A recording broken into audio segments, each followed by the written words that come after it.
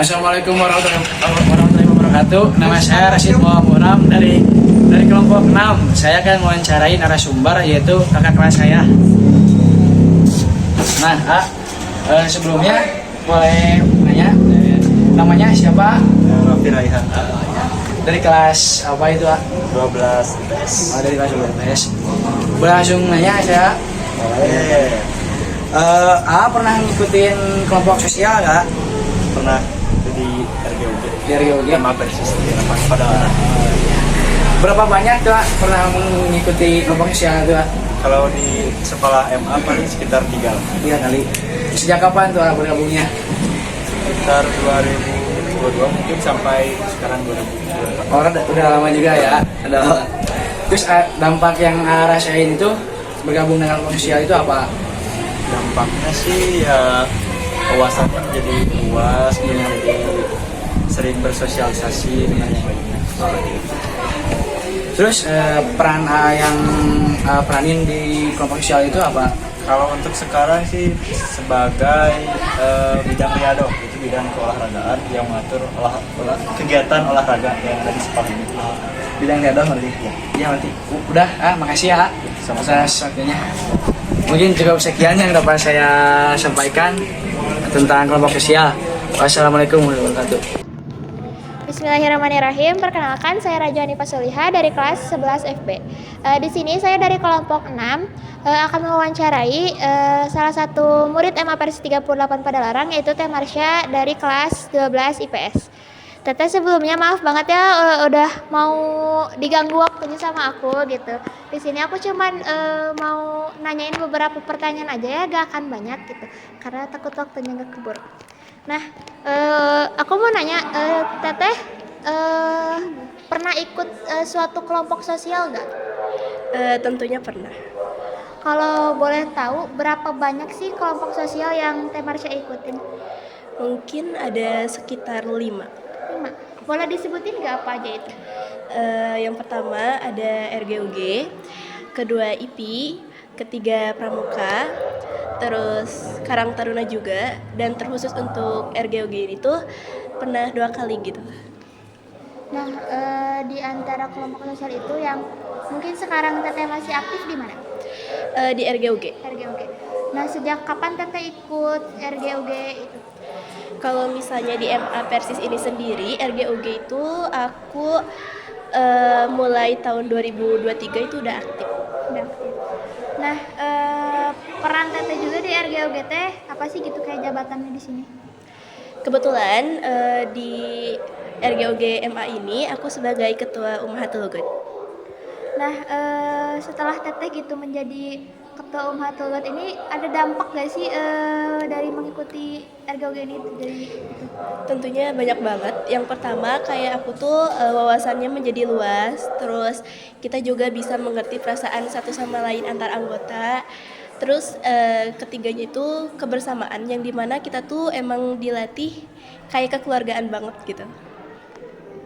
Mungkin itu aja ya Teh, maaf udah ganggu waktunya, makasih juga udah jawab beberapa pertanyaan dari aku. Mungkin itu aja ya teman-teman, dadah. Saya akan mengganggu waktunya. Aku Askia dari kelas 11 SD, izin mau mewawancarai terkait kelompok sosial.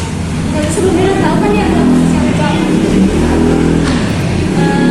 Kalau boleh tahu, Ustazah ini mengikuti kelompok sosial nggak?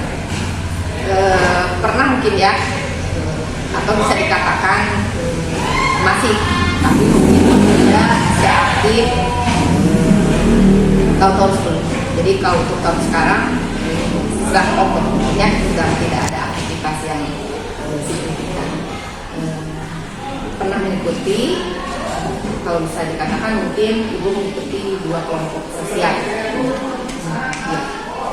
Saya kira-kira Ustazah gabung ke kelompok sosial itu sejak kapan? Oke, kalau yang pertama mungkin ibu mengikuti kelompok MGMP biologi. Itu mungkin lebih dulu, karena kemudian di kelompok MGMP biologi ini ibu lebih aktif dibandingkan yang MGMP matematika. Tapi kemudian di tahun 2022 lalu mungkin boleh dikatakan di dua organisasi tersebut Ibu cukup aktif. Mungkin kalau sekarang sedang tidak seaktif tahun-tahun kemarin. Kalau pada saat aktif itu ada nggak sih dampak yang bisa dirasakan? Oke. Dampak atau sebenarnya lebih ke manfaat mungkin ya.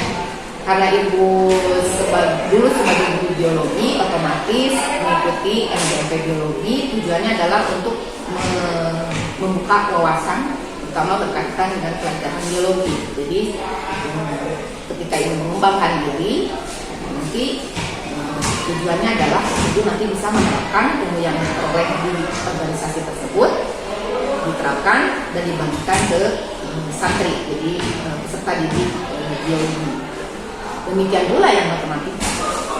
Kenapa Ibu mengikuti MGMP matematika? Sama tujuannya, untuk membuka wawasan, mengembangkan diri dalam hal berkaitan dengan mata pelajaran matematika, sehingga kemudian ilmu yang Ibu peroleh di organisasi tersebut Ibu bisa terapkan, terutama untuk mengembangkan, terutama di bidang matematika bagi peserta didik di organisasi yang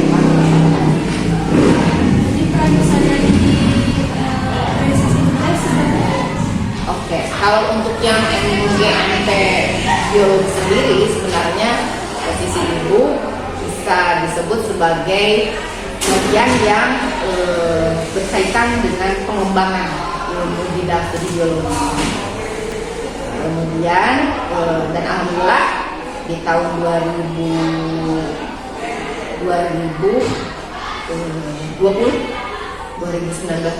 mungkin ya, itu Ibu ikut menjadi salah satu guru yang ditugaskan oleh Renang Kabupaten Bandung Barat untuk membuat soal bidang studi biologi untuk ujian madrasah kelas 3 tahun 2019-2020. Kemudian di tahun 2022